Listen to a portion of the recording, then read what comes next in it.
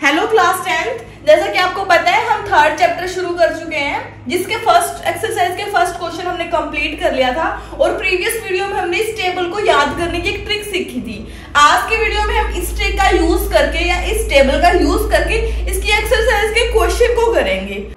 So here is our question number second on comparing the ratio. हमें क्या करना है, इन रेशियो को कंपेयर करके represent the following pair linear. हमें बताना है कि इंटरसेक्टिंग है, पैरेलल है या कोइंसिडेंट लाइन है।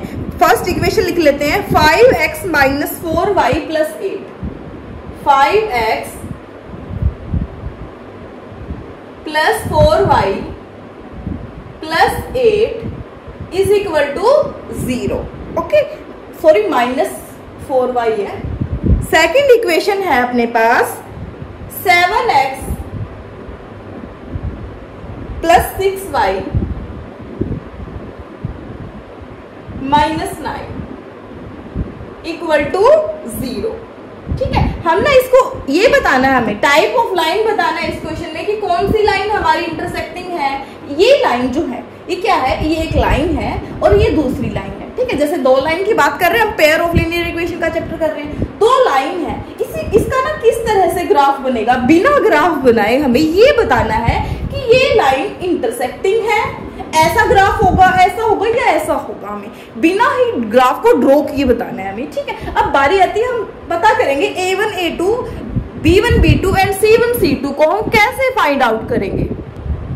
पहले तो हमें इक्वेशन को x y टर्म के नीचे x y and constant term को इस तरह से लिख लेना है हमें। ठीक है, अब दूसरा काम क्या है, जो ये वाला नंबर होगा ना, ये तो होगा A1, ये होगा A2। ठीक है, पहले A1 फिर ये होगा B1 और ये होगा B2, दूसरे वाले B एंड ये होगा C1 एंड ये होगा C2 होगा। इस तरह से हमने A1 की वैल्यू 5, A2 की value 7, B1 -4, B2 6, C1 8, C2 -9। जो ये सिंबल है ना नेगेटिव, इसको भी आपको साथ में लेके चलना है। ठीक है, अब हमें ना इनको डिवाइड करके देखना है। हमें निकालना है A1/A2, B1/B2, C1/C2। हमें क्या करना है, पहले इनके बीच में कॉमा लगाना है, क्योंकि हमें नहीं पता है कि ये इक्वल आएगा या नॉट इक्वल आएगा यहाँ पे।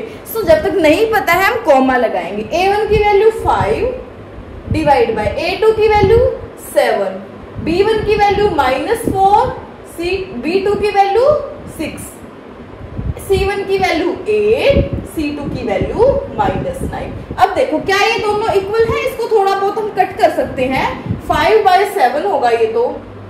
ठीक है, इसको देखो 2 2 4 एंड 2 3 6, -2/3 होगा और ये कैंसिल नहीं हो रहा तो ये 8/9 होगा।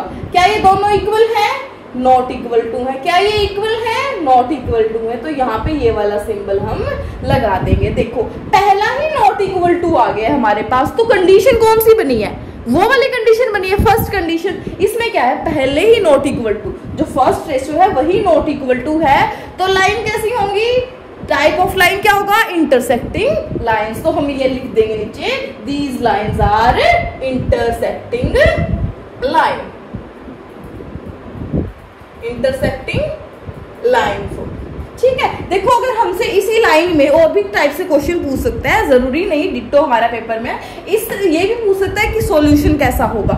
इस लाइन में सॉल्यूशन देखो कैसा होगा, इंटरसेक्टिंग होगा, यूनिक सॉल्यूशन होगा और कंसिस्टेंट होगा। अगर ये पूछे ना किस टाइप का सॉल्यूशन होगा, तो इस क्वेश्चन को ये ही लाइन फॉलो करेगी। ठीक है, यूनिक भी होगा सॉल्यूशन, यानी कि एक ही सॉल्यूशन होगा, इंटरसेक्टिंग लाइन होंगी और कंसिस्टेंट होगा सॉल्यूशन। ठीक है, एक ही क्वेश्चन में हम सारी चीजें सीख सकते हैं, लेकिन इस क्वेश्चन में हमें सिर्फ टाइप्स ऑफ लाइन बताना था। ठीक है, let's move toward part second of this question. So here is part second of this question. ठीक है, ये पार्ट सेकंड है हमारे पास।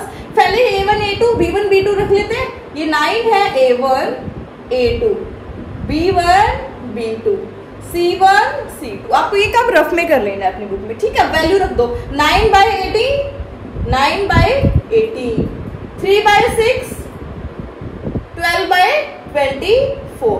अब इसको देखो जितना हो सके कट करो। 9 1 9, 9 2 18, 3 1 3, 3 2 6, 12 1 12, 12 2 24।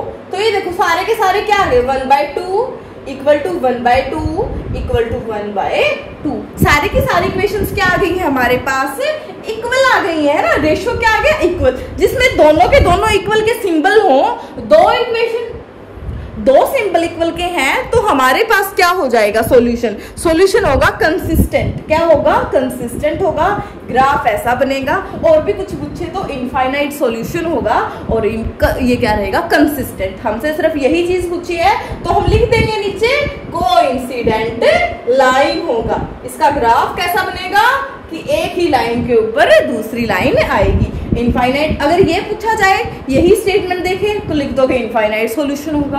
अगर कंसिस्टेंट इनकंसिस्टेंट पूछा जाए तो कंसिस्टेंट होगा, है ना, बिल्कुल सिंपल क्वेश्चन। ठीक है, let's move toward part third of this question.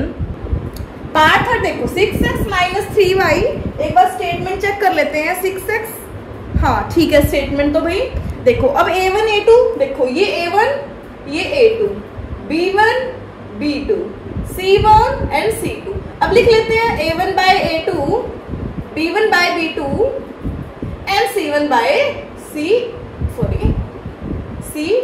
ठीक है, अब क्या कर लेंगे, इसको 6/2 लिखेंगे, a1 बाय a2, इसके डिवाइड में ये लिखेंगे, -3 डिवाइड में या कुछ नहीं है तो 1 होगा, मल्टीप्लाई में divide by -1, 10/9, 10/9।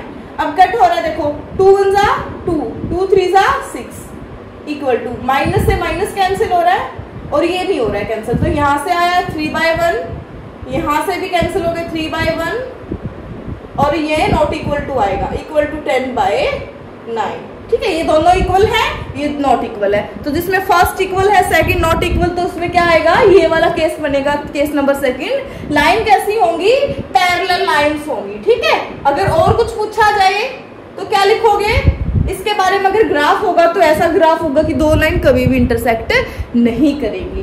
Type of solution क्या होगा, नो सॉल्यूशन होगा और इनकंसिस्टेंट सॉल्यूशन होगा। देखो इस क्वेश्चन को ना, हम एक भी स्टेटमेंट अगर हमें मिली ना, हमें सारी चीज निकालनी आनी चाहिए, है ना। पेपर में हमें क्या कर लेना है, एक बार ये टेबल बना के रख लेनी है रफ, लास्ट पेज पे, बार बार जब भी यूज होगी जिस भी क्वेश्चन में, हम उसको डायरेक्ट यूज कर लेंगे।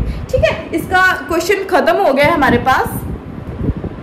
थर्ड क्वेश्चन को हम नेक्स्ट लेक्चर में करेंगे, वो भी इसी की जैसा होगा, उसमें बस हमें कंसिस्टेंट एंड इनकंसिस्टेंट बताना है। तब तक आप ट्राई कर सकते हो इसी मेथड से, आपको ये वाले केस बनेगा तो कंसिस्टेंट, ये वाला केस बनेगा तो इनकंसिस्टेंट, एंड ये वाला केस बनेगा तो consistent. First you have to try yourself this question, because same ही तरीका है आपके पास। ओके, नेक्स्ट क्वेश्चन करेंगे नेक्स्ट लेक्चर में।